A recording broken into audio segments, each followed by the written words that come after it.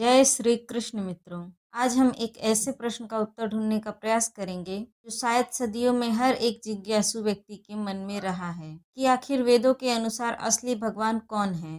यह सवाल कठिन जरूर लगता है, लेकिन आज हम इसे सरल शब्दों में समझने का प्रयास करेंगे। सबसे पहले आइए थोड़ा वेदों के बारे में जानते हैं। वेद अर्थात ज्ञान का स्रोत। वेद हिंदू धर्म के सबसे प्राचीन ग्रंथ हैं।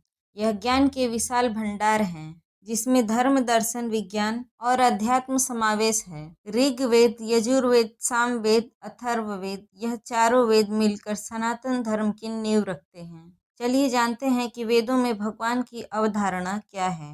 वेदों में हमें भगवान का कोई एक नाम या एक रूप नहीं मिलता, बल्कि भगवान को ब्रह्मांड के रचयिता और संहारक के रूप में वर्णित किया गया है। यह भगवान सर्वशक्तिमान, सर्वव्यापी और सर्वज्ञ हैं। वेदों में भगवान को कई नामों से पुकारा गया है, जैसे ब्रह्म को सृष्टि का मूल कारण, निर्गुण और निराकार, विष्णु को सृष्टि का रचयिता और पालनहार, और शिव को संहारक और परिवर्तनकर्ता कहा गया। और अगर इंद्र की बात की जाए तो यह देवताओं के राजा, वर्षा और आंधी के देवता हैं।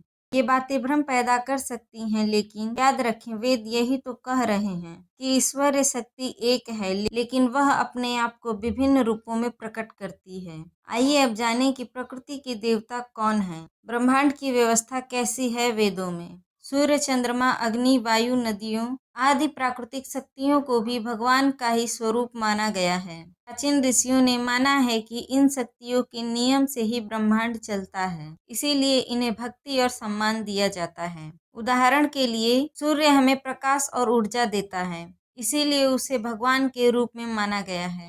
वेद हमें केवल भगवान की बाहरी शक्तियों की पूजा का उपदेश नहीं देते, वे हमें परमात्मा से जुड़ने का भी मार्ग दिखाते हैं। परमात्मा का अर्थ है सर्वोच्च आत्मा। यह वह चेतना है जो हर जीव में मौजूद है और परम ब्रह्म से भी जुड़ी हुई है। हमें भगवान को किसी एक रूप में सीमित नहीं करना चाहिए, बल्कि प्राकृतिक शक्तियों एवं परमात्मा का सम्मान करना चाहिए। यही सच्ची भक्ति का मार्ग है। परमात्मा निर्गुण, निराकार, सर्वव्यापी है। परमात्मा प्रकाश का स्वरूप जान पड़ता है। परमात्मा के इस तेज को आँखों, समस्त इंद्रियों तथा यंत्रों से भी जानना संभव नहीं है। इस तेजस्वी परमात्मा को जानने के लिए भौतिक संसार का त्याग कर परमात्मा में विलीन होने की आवश्यकता है। आत्म में परमात्मा के दर्शन कैसे संभव है।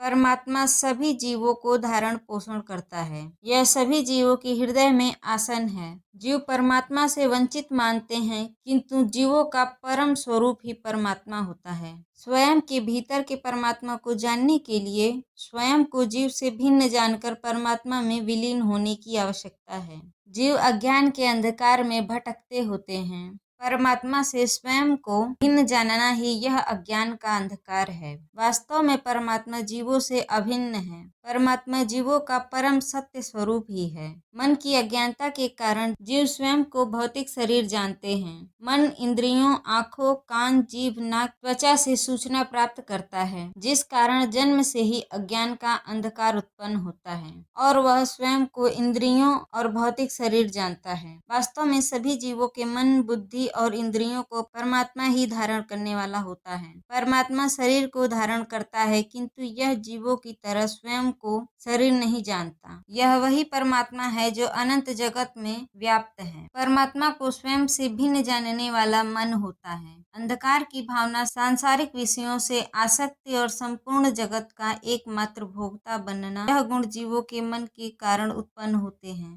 परमात्मा मन से भिन्न है। मन के इन गुणों का त्याग करके मन को मौन विलीन किया जा सकता है और मन से परे परमात्मा को स्वयं से अभिन्न जाना जाता है। इस अवस्था को धारण करने वाला पुरुष स्थित प्रज्ञ कहा जाता है। इसे ही समाधि, मोक्ष, आत्मज्ञान कहा जाता है। मन को नियंत्रित कर योग में सिद्धि प्राप्त कर मुक्ति का ज्ञान रखने वाला पुरुष एक योगी आचार्य होता है, जो गुरु मानने के योग्य है। जीव और परमात्मा में अंतर। परमात्मा सभी जीवों को धारण पोषण करने वाली पवित्र आत्मा है। आत्मा को जीव के शरीर से भिन्न जानकर आत्मा में परमात्मा के दर्शन कर पाते हैं। वेदों का मानना है कि आत्मा का लक्ष्य मोक्ष प्राप्त करना है। यानी परमात्मा में विलीन होना, यह कर्म कांड और पूजा पाठ से ज्यादा आत्म और सच्चे धर्म के रास्ते पर चलने से संभव है। इसमें भक्ति मार्ग को सर्वश्रेष्ठ माना गया है। आत्म और सच्चे धर्म के रास्ते पर चलने से संभव है, इसमें भक्ति मार्ग को सर्वश्रेष्ठ माना गया है। दोस्तों, वैसे इसमें आपका क्या ख्याल है, कमेंट करके जरूर बताइएगा। दोस्तों, वीडियो अगर अच्छा लगा हो तो वीडियो को लाइक, चैनल पर नए आए हो तो चैनल को सब्सक्राइब, और आप कौन से भगवान को ज्यादा मानते हैं कमेंट करके जरूर बताइए। वीडियो में यहाँ तक बने रहने के लिए आपका बहुत बहुत धन्यवाद।